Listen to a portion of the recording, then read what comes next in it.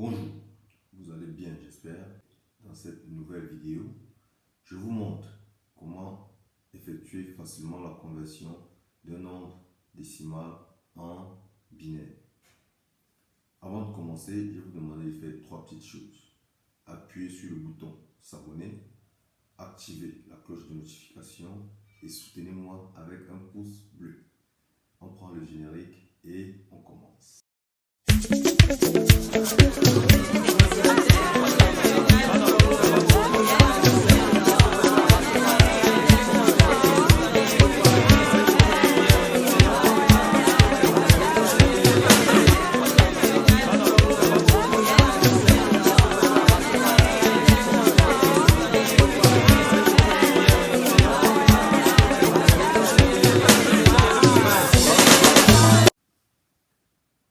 Je vous montre une méthode différente de celle que vous connaissez déjà. La méthode qui est connue de tous, c'est celle de la division euclidienne successive. Là, je vais vous montrer une méthode dans laquelle on utilise un tableau. Dans ce tableau, nous allons classer notre nombre. Nous allons effectuer la conversion du nombre 237 en base 2. D'accord? Là, nous avons ce tableau que nous devons remplir. Nous allons remplir la première colonne avec les puissances successives de 2, partant de 2 puissance 0 à droite. 2 puissance 0 ici, 2 puissance 1 là, 2 puissance 2, 2 puissance 3, 2 puissance 4, 2 puissance 5, 2 puissance 6, 2 puissance 7, peut-être 2 puissance 8 aussi. Dans la ligne en dessous, nous allons donner l'équivalence de chaque puissance. 2 puissance 0, c'est 1, 2 puissance 1, c'est 2. Vous allez remarquer que pour progresser, je multiplie le nombre précédent par 2. 2 puissance 2, c'est 4, 2 puissance 4, c'est 8, 2 puissance 3, c'est 8, 2 puissance 4, c'est 16, 2 puissance 5, c'est 32, 2 puissance 6, 64, 2 puissance 7, 128. Ce tableau que nous venons de tracer va nous permettre d'obtenir le nombre qu'on cherche par identification. Parce que nous allons identifier les nombres qui vont participer, qui seront inclus dans le nombre qu'on cherche. D'accord? Ok. Maintenant, le principe est simple. À chaque fois que nous allons utiliser un nombre, nous allons mettre 1 dans sa case. D'accord? À chaque fois que nous allons utiliser un nombre, nous allons mettre 1 dans sa case. Ce que nous allons faire, c'est que nous allons essayer d'obtenir le 237 à partir de ces nombres qui sont dans le tableau. Donc, je vois que le 256 est déjà plus grand que le 237. Donc, avec 256, ce n'est pas possible. On va prendre 128. Si je fais donc 237 moins 128, ça me donne 109.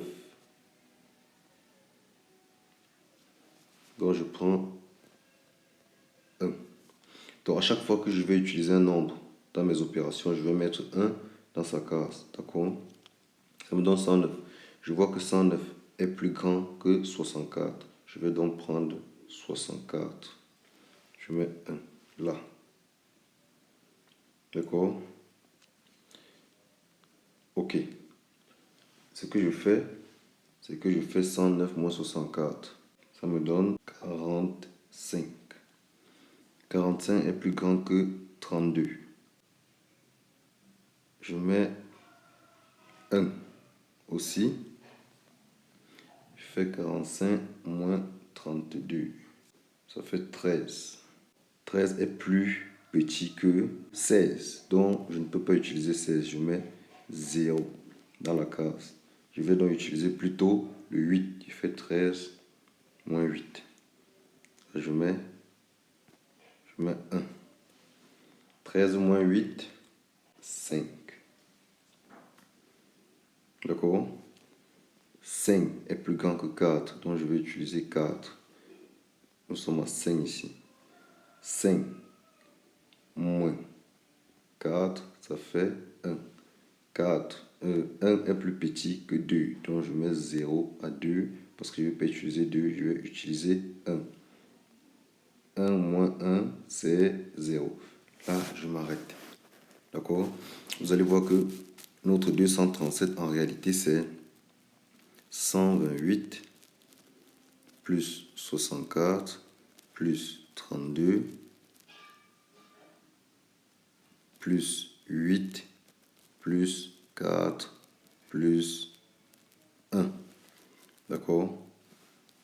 Ça veut dire que notre nombre binaire ici, en réalité, le voici. C'est notre nombre binaire ici. Le nombre binaire qu'on cherche. Donc, le principe est simple. Utilisez le tableau de conversion. Dans la première, utilisez ce tableau que je vous ai mis là. Utilisez les puissances successives de 2. Identifiez les nombres avec lesquels les nombres que vous pouvez additionner pour obtenir le nombre que vous avez en décimale. Et à chaque fois que vous utilisez un nombre du tableau, vous mettez 1 dans sa case. Ainsi de suite, ainsi de suite. Vous allez obtenir votre nombre binaire. Donc le nombre binaire qu'on cherche. En réalité, la réponse ici, c'est 237. 237 en base de 10 égale 1, 1, 1, 0, 1, 1, 0, 1 en base 2. Vous pouvez vérifier chez vous. Vous allez voir que c'est cela même. D'accord? Vous allez voir. Maintenant, ce que je vais vous faire, ce que je vais vous demander de faire, pour vous rassurer que vous avez compris, vous allez me convertir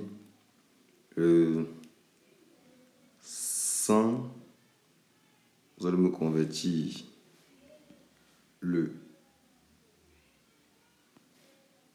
130 de la base 10 à la base 2. Vous allez me convertir 130 de la base 10 à la base 2. Vous pouvez aussi utiliser la méthode du tableau. C'est tout ce que je veux vous montrer aujourd'hui, les amis. C'est tout ce que je vais vous montrer. Merci. Vous avez vu que cette méthode est plus rapide et plus fiable que la méthode de la division euclidienne. D'accord? Et elle permet aussi de vérifier facilement notre résultat obtenu. Si vous avez aimé la vidéo, abonnez-vous si ce n'est pas encore fait.